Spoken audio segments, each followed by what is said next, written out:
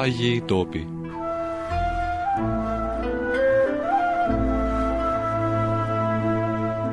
Εκεί όπου έστησαν οι άχραντοι πόδες του Κυρίου.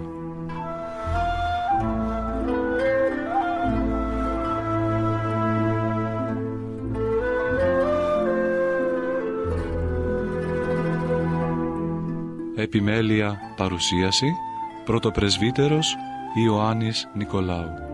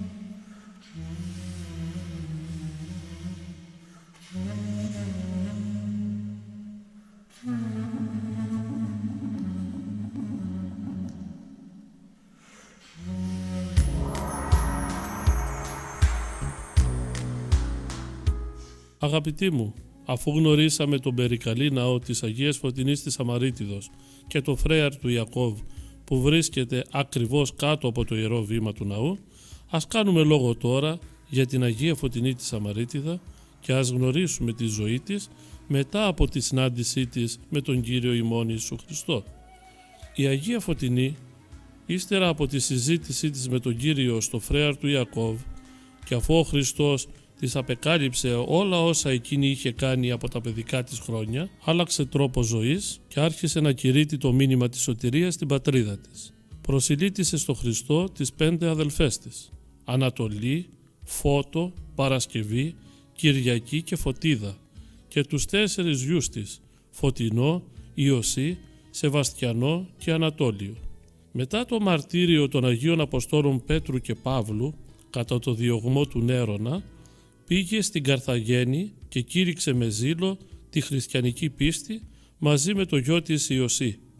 Ο άλλος της γιος Βίκτορ ή Φωτεινός, αφού πολέμησε γενναία κατά των Αβάρων, έγινε στρατηγός και στάρθηκε από τον αυτοκράτορα στη Γαλιλαία με εντολή να εξοντώσει τους χριστιανούς. Αντί να κυνηγήσει όμως τους χριστιανούς, ο Βίκτορ περνούσε τον καιρό του κηρύσσοντας ο ίδιος την χριστιανική πίστη. Ο λόγος του μάλιστα είχε τόση δύναμη ώστε κατόρθωσε να προσιλητήσει τον Δούκα Σεβαστιανό και άλλους αξιωματούχους του κράτους. Όταν πληροφορήθηκε το γεγονός, ο αυτοκράτορας διέταξε να συλληφθούν τα 2 αδέρφια και να οδηγηθούν αμέσως στο δικαστήριο. Αντιλαμβανόμενος όμως ότι δεν θα κατόρθωνε να κάμψει την αποφασιστικότητά τους, διέταξε να κόψουν τους βραχίονες του Βίκτορα και του αδελφού του Ιωσή στο ύψος των ώμων και κατόπιν τους έριξε στη φυλακή. Η Αγία Φωτεινή οδηγήθηκε και αυτή στο δικαστήριο και με τα λόγια της έφερε στη χριστιανική πίστη την ίδια την κόρη του αυτοκράτορα μαζί με τις θεραπενίδες της, γεγονός που προκάλεσε την οργή του τυράννου, ο οποίος διέταξε να ρίξουν όλες τις Αγίες σε αναμένη κάμινο. Η χάρη του Θεού όμως τις διαφύλαξε αυλαβής. Τότε τις υποχρέωσαν να πιούν ένα θανατηφόρο δηλητήριο που είχε ετοιμάσει ένας μάγος, ονόματι Λαμπάδιος, και πάλι όμως δεν έπαθαν τίποτε. Τότε ο μάγος πίστεψε στο Χριστό και αφού έκαψε όλα τα βιβλία του, βαπτίστηκε χριστιανός και πήρε το όνομα Θεόκλητος.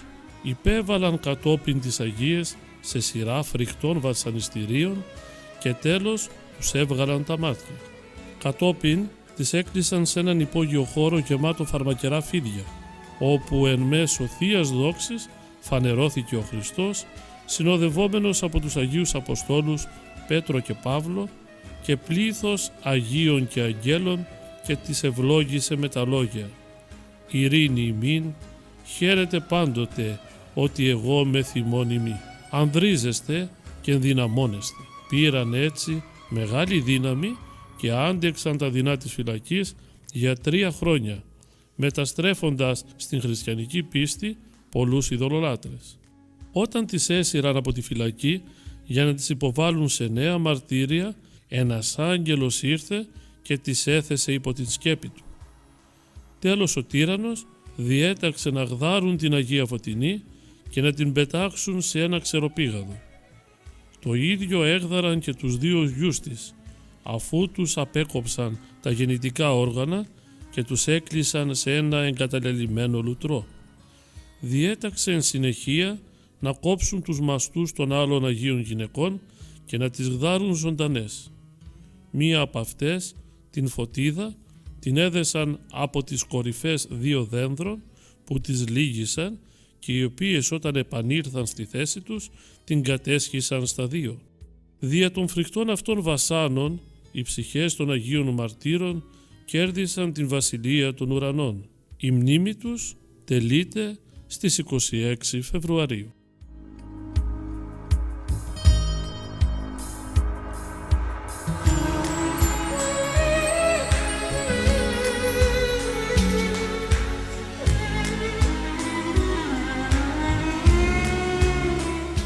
Ο Άγιος Ιερομάρτυρας Φιλούμενος καταγόταν από την Κύπρο, από το χωριό Ορούντα. Γεννήθηκε το 1913 από ευσεβείς γονείς, τον Γεώργιο και την Μαγδαληνή. Επειδή από μικρός αγαπούσε την ησυχία, σε ηλικία 14 ετών, μαζί με τον δίδυμο αδερφό του Αλέξανδρο, πήγε στη Μονή Σταυροβουνίου. Στο μοναστήρι αυτό έμεινε 5 χρόνια και από εκεί, μαζί με τον αδερφό του, πήγε στα Ιεροσόλυμα. Εκεί έλαβε το μοναχικό σχήμα και έγινε ιερέας. Μετά από λίγα χρόνια έλαβε και το οφίκιο του Αρχιμανδρίτη. Στην Αγία Γη έμεινε 45 ολόκληρα χρόνια. Υπηρέτησε σε διάφορα προσκυνήματα και τελευταία στο Φρέαρ του Ιακώβ. Εκεί το 1979 κατακρεουργήθηκε από Εβραίους Ιωνιστές, ενώ φορούσε το πετραχύλι του και τελούσε τον Εσπερινό, ανήμερα της εορτής του στις 29 Νοεμβρίου του 1979. Μετά το μαρτύριό του, το σώμα του έμεινε εύκαμπτο για λίγες ημέρες. Μετά από 4 χρόνια βρέθηκε ολόκληρος, άφθαρτος και ευωδιάζων σε ένδειξη της άνωθεν παρησίας που βρήκε.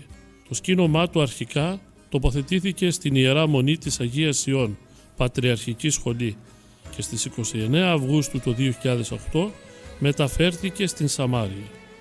Την επόμενη ημέρα, 30 Αυγούστου, έγιναν τα εγγένεια του μεγαλοπρεπέστατου ναού υπό του Πατριάρχου Ιεροσολύμων Κυρίου Θεοφίλου του Τρίτου.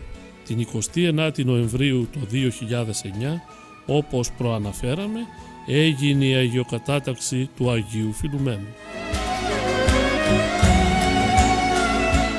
Ο ύψιστο των φίλων των γνησιότατων παρά τον Φρέαρ αρτίος ταθέντα του Ιακώβ μη εφωνείς των εχθρών κερσί της πίστεως Θείον φιλούμενον πίστη εφημίσομεν λαμπρός πόντες Χριστό μη πάψει ιερομάρτης πρεσβεύων ημών πάθων σχεδάσε ζώφωση.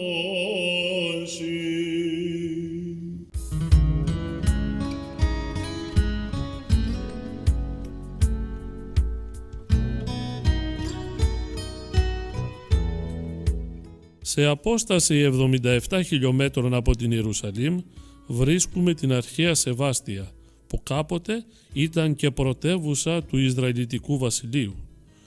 Εδώ βρίσκουμε τα απομεινάρια της εκκλησίας του Τιμίου Προδρόμου που έκτισε η Αγία Ελένη και καταδεικνύουν το μεγαλοπρεπές και πλούσιο οικοδόμημα που κάποτε στέγαζε τον τάφο του εν γεννητής γυναικός μίζωνος. Σήμερα σώζεται ένας πλάγιος χώρος της παλαιάς εκκλησίας με τις αψίδες, ένα τμήμα της δυτικής πλευράς και η γύρω τείχη μέχρι κάποιο ύψος. Στη μέση της εκκλησίας ένα μικρό κτίριο με τρούλο στεγάζει τον τάφο του Τιμίου Προδρόμου. Ο τάφος είναι υπόγειος. Μια σκάλα με 21 σκαλοπάτια οδηγεί σε σκοτεινό θάλαμο. Στον απέναντι τοίχο υπάρχουν 3 στρογγυλές οπές που συγκοινωνούν με τους τάφους των 3 προφητών, οι οποίοι βρίσκονται πίσω από τον τοίχο και τους οποίους μπορούμε να δούμε αφού φωτίσουμε το χώρο μέσω των οπών. Αυτοί οι τάφοι έχουν εσωτερικά την μορφή εβραϊκών τάφων, αλλά αντί να είναι όπως συνηθίζεται λαξευμένοι σε βράχο, είναι χτιστοί. Και οι 3 έχουν εσωτερικά την ίδια μορφή και το ίδιο μέγεθος. Σύμφωνα με την παράδοση των ντόπιων μουσουλμάνων, ο μεσαίος τάφος είναι του προφήτη Αβδιού, ο προς τα αριστερά του προφήτη Ελισαίου και ο προς τα δεξιά του Τιμίου Προδρόμου. Προς τα αριστερά της εισόδου βρίσκεται μονόλιθη πύλη από βασάλτη. Πάνω από το υπόγειο υπάρχει ένας μικρός θάλαμος, στους τοίχους του οποίου υπάρχουν μάρμαρα που έχουν πάνω σταυρό. Δυτικά της εκκλησίας ανακαλύφθηκε τελευταία ρωμαϊκό θέατρο που λέγεται ότι είναι το θέατρο που χόρεψε η Σαλόμη και κατ' εντολή της μητέρας της Ηρωδιάδας ζήτησε την κεφαλή του Ιωάννη Επιπίνακη.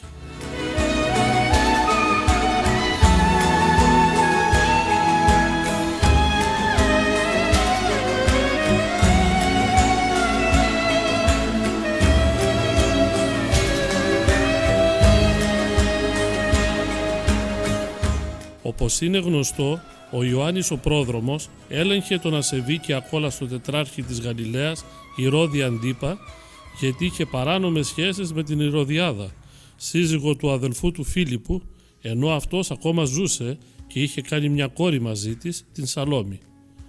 Γενόμενος η φωνή της πορωμένης συνειδήσεως του αμαρτωλού, ο προφήτης έλεγε εξ ονόματος του Θεού: «Δεν σου είναι επιτρεπτό να έχεις για σύζυγο την γυναίκα του αδελφού σου».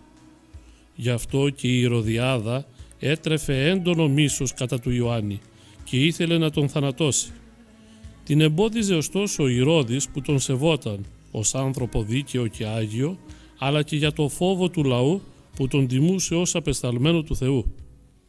Τελικά η δόλια Ηρωδιάδα πέτυχε το σκοπό της και κατάφερε να φυλακιστεί ο προφήτης στο φρούριο που λεγόταν Μαχερούς. Όταν έφτασε η μέρα των γενεθλίων του, κοντά στο Πάσχα, ο Ηρώδης μέθησε και μπροστά στο χορό της κόρης της Ηρωδιάδος, Σαλόμης, παρασύρθηκε και της ορκίστηκε ότι θα της δώσει ό,τι του ζητήσει, ακόμη και το μισό του βασίλειο. Ο Ευαγγελιστής Μάρκος αναφέρει: «Η δε εξελθούσα είπε τη μητρή αυτής, τι αιτήσομε?» Η δε είπε, την κεφαλή Ιωάννου του Βαπτιστού. Και εισελθούσα ευθέως με τα σπουδής προς τον βασιλέα, ητήσα το λέγουσα, θέλω ή να μη δώσει εξ αυτής επιπίνακη την κεφαλήν Ιωάννου του Βαπτιστού. Ο βασιλιάς βρέθηκε σε δύσκολη θέση, αλλά εξαιτίας του όρκου του και για να μην πέσει το γόητρό του μπροστά στους συμπότες του, αποφάσισε να θανατώσει τον δίκαιο. Έτσι και η απόφαση εκτελέστηκε αμέσως. Ένας στρατιώτης πήγε να αποκεφαλίσει τον Άγιο Ιωάννη στη φυλακή και έφερε σύντομα στην αίθουσα επιπίνακη και ματωμένη ακόμη την τιμία κάρα του, η οποία απίφθινε μια σιωπηλή μομφή στην εγκληματική αδυναμία του βασιλέως. Η Σαλόμη παρέδωσε το τρόπαιο αυτό στη μητέρα της και έμοιαζε να της λέει: «Φάε, μητέρα, την σάρκα εκείνου που έζησε ως ασώματος και πιες το αίμα του. Η γλώσσα αυτή που έπαψε να μας επικρίνει θα σιγήσει πια για πάντα». Ο Άγιος Ιερώνυμος διηγείται ότι Η Ηρωδιάδα ξέσπασε τη λύσα της πάνω στην κεφαλή του προδρόμου, τρυπώντας του τη γλώσσα με ένα στιλέτο. Οι μαθητές του Αγίου ήρθαν και πήραν το σώμα του και πήγαν να το θάψουν στη Σεβάστια, κατόπιν δε πληροφόρησαν και τον Χριστό. Την αιματηρή αυτή πράξη επέτρεψε ο Θεός με σκοπό ο Άγιος Ιωάννης ο Βαπτιστής, αφού υπήρξε πρόδρομος του Χριστού στη γη, να υπάρξει ως τέτοιος και στο βασίλειο των νεκρών και να πάει να αναγγείλει στους τεθνεώτες που ανέμεναν την λύτρωση, την επικείμενη έλευση του Μεσσία που επρόκειτο να συντρίψει με το σταυρό τις πύλες του Άδη. Η ανάμνηση της αποτομής της τιμίας κεφαλής του τελείται στις 29 Αυγούστου, ημέρα αυστηρής νηστείας για την Εκκλησία μας. Από την εκκλησιαστική ιστορία μαθαίνουμε ότι στα χρόνια του Ιουλιανού του Παραβάτη, τον 4ο αιώνα, οι εθνικοί οι οποίοι κατοικούσαν στη Σεβάστια, κινούμενοι από μίσος, το οποίο και ο ίδιος ο αυτοκράτορας έτρεφε προς τους χριστιανούς, με εντολή του άνοιξαν τον τάφο του Τιμίου Προδρόμου και πέταξαν έξω τα οστά του. Μετά, αφού τα συνέλεξαν και τα ανέμιξαν με οστά ζώων, τα έκαψαν και σκόρπισαν τη στάχτη τους. Όμως, κάποιοι μοναχοί από την Ιερουσαλήμ, με κίνδυνο της ζωής τους, μπόρεσαν να ανασύρουν από τη φωτιά κάποια από αυτά τα οποία από τη Σεβάστια τα μετέφεραν στα Ιεροσόλυμα και τα παρέδωσαν στον ηγούμενό τους Φίλιππο, ο οποίος τα έστειλε στον Άγιο Αθανάσιο Αλεξανδρίας και από εκεί πέρασαν στο χριστιανικό κόσμο, όπου επιδαψιλεύουν την Θεία Χάρη στους πιστούς που τα προσκυνούν. Το προσκύνημα στον τάφο του Τιμίου Προδρόμου στη Σεβάστια συνεχίστηκε για πολλούς αιώνες. Τα σλαβικά μηνολόγια αναφέρουν μια παράδοση άγνωστη στους Βυζαντινούς συνεξαριστές. Σύμφωνα με αυτή την παράδοση, μια κυρία της ακολουθίας της Ηρωδιάδος, η Ιωάννα, σύζυγος επιτρόπου του Ηρώδη, έγινε μια από τις Αγίες Μυροφόρες. Έτσι, μη μπορώντας να υποφέρει να μένει θαμένη η κεφαλή του προδρόμου σε τόσο ανάξιο τόπο, έβαλε να την ξεθάψουν και την έφερε κρυφά στην Ιερουσαλήμ, στο όρος των Ελαιών, όπου βρέθηκε αργότερα από έναν ευγενή, ο οποίος κατόπιν εκάρη μοναχός. Μνήμη δικαίου μετεγκομίων, σι δε αρκέσει η μαρτυρία του Κυρίου πρόδρομε, ανεδείχθης γαρόντος και προφητών σεβασμιότερος, ότι και εν ρήθρης βαπτίσε κατηξιώθης των κηρυτώμενων, όθεν της αληθείας υπεραθλήσας χαίρον, ευηγγελίσω και της εν άδη Θεόν φανέρο θέντα εν σαρκή, τον έροντα την αμαρτίαν του κόσμου και παρέχοντα ημίν το μέγα έλεον.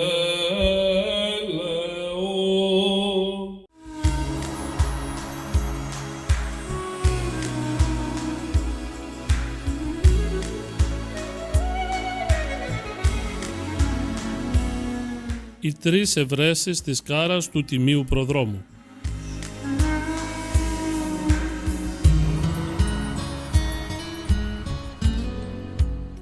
Όταν το συμπόσιο του Ηρώδη ποτίστηκε με το αίμα του μεγίστου των προφητών και προδρόμου του Κυρίου ημών Ιησού Χριστού, οι μαθητές του Ιωάννη πήγαν να ενταφιάσουν το σώμα του, ενώ η δόλια Ηρωδιάδα, αφού πήρε την κεφαλή που της είχαν φέρει επί πίνακι, διέταξε να τη θάψουν βαθιά σε ανάξιο τόπο κοντά στο παλάτι του Ηρώδη στην Μαχαιρούντα.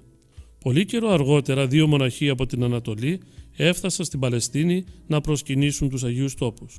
Σε αυτούς φανερώθηκε τη νύχτα, χωριστά στον καθένα, ο τίμιος πρόδρομος και τους είπε: «Πηγαίνετε στο παλάτι του Ηρώδη και θα βρείτε εκεί την κεφαλή μου κάτω από τη γη». Οδηγούμενοι από τη Θεία Χάρη δεν δυσκολεύτηκαν να βρουν το μέρος όπου είχε θαυτεί το τίμιο λείψανο και ευχαριστώντας τον Θεό το έβαλαν μέσα σε ένα σάκο και πήραν το δρόμο της επιστροφής στην πατρίδα τους. Στο δρόμο συνάντησαν ένα κεραμαία από την Έμεσα που έχοντας πέσει σε μεγάλη ένδια είχε αφήσει την πατρίδα του αναζητώντας καλύτερη τύχη. Μετά από νέα εμφάνιση του προδρόμου έδωσαν την τιμία κεφαλή στον πτωχό κεραμαία, όπου έκτοτε γνώρισε μεγάλη προκοπή και ευημερία. Την ώρα που ετοιμαζόταν να αφήσει τη ζωή αυτή, έβαλε τον ανεκτήμητο θησαυρό σε ένα σεντούκι και το άφησε κληρονομιά στην αδελφή του, συμβουλεύοντάς την να μην το ανοίξει δίχως την εντολή αυτού που κρυβόταν εκεί μέσα. Με αυτόν τον τρόπο η κάρα του προδρόμου πέρασε από τον ένα στον άλλο, φτάνοντας τελικά σε έναν αιρετικό, αριανόφρονα μοναχό που τον έλεγαν Ευστάθιο. Αυτό ζούσε σε μια σπηλιά και υπερηφανευόταν αποδίδοντας τον εαυτό του τα θαύματα που επιτελούνταν γύρω από το θησαυρό που είχε στα χέρια του. Όταν τελικά φανερώθηκε η πλάνη και η αίρεσή του, αυτός εκδιώχθηκε από το σπήλαιο, η κάρα όμως του προδρόμου έμεινε για αρκετά χρόνια εκεί, χωρίς κανένας να γνωρίζει την ύπαρξή της. Ύστερα από χρόνια, όταν σε μονή που βρισκόταν κοντά στο σπήλαιο έγινε ηγούμενος ο Μάρκελος, άνθρωπος ενάρετος και φιλόθεος, του εμφανίστηκε ο τίμιος πρόδρομος, δίνοντάς του στοργικό ασπασμό και προσφέροντάς του ένα βάζο γεμάτο με μέλι. Οδηγούμενος κατόπιν με εντολή του Αγίου από ένα άστρο που στάθηκε πάνω από ένα κύλωμα του σπηλαίου, ο Μάρκελος, αφού θύμιασε, άρχισε να σκάβει, ώσπου βρήκε κάτω από μια μαρμάρινη πλάκα μέσα σε ένα αμφορέα την κάρα. Το 761 μετά Χριστόν η τιμία κάρα αποτέθηκε στον Κύριο Ναό της Εμέσης μέχρι το 810 μετά Χριστόν, οπότε υπό την απειλή των Αράβων μετεκομίστη στα κόμανα της Καπαδοκίας. Η πρώτη και δεύτερη έβρεση της τιμίας κεφαλής γιορτάζεται από την Εκκλησία μας στις 24 Φεβρουαρίου. Η τρίτη έβρεση που έγινε στα κόμανα του Πόντου γιορτάζεται στις 25 Μαΐου.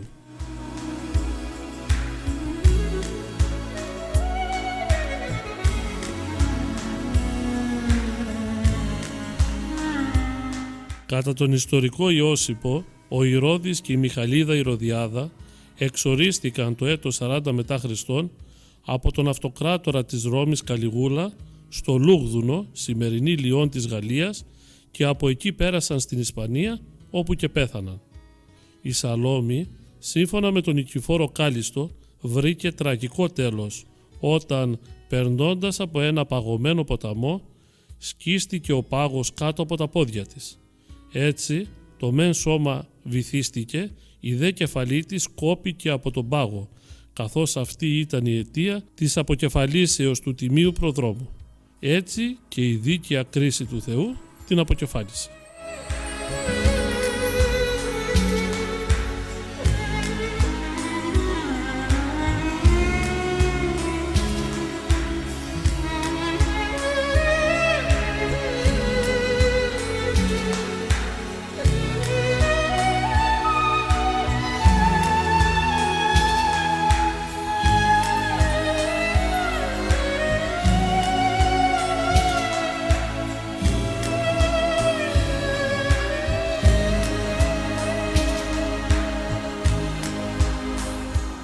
Αγαπητοί μου, σε αυτό το σημείο ολοκληρώσαμε ακόμα ένα επεισόδιο της εκπομπής Άγιοι Τόποι, εκεί όπου έστησαν οι άχραντοι πόδες του Κυρίου.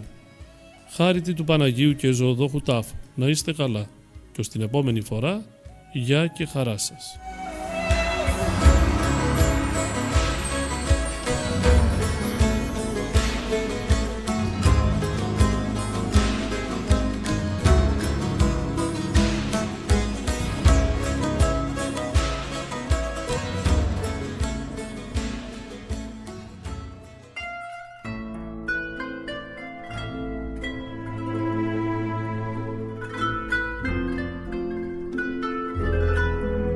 Άγιοι Τόποι.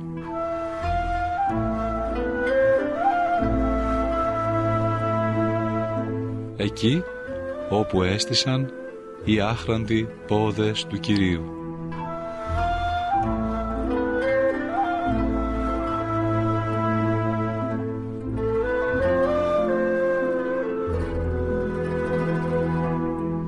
Επιμέλεια παρουσίαση πρωτοπρεσβύτερος Ιωάννης Νικολάου.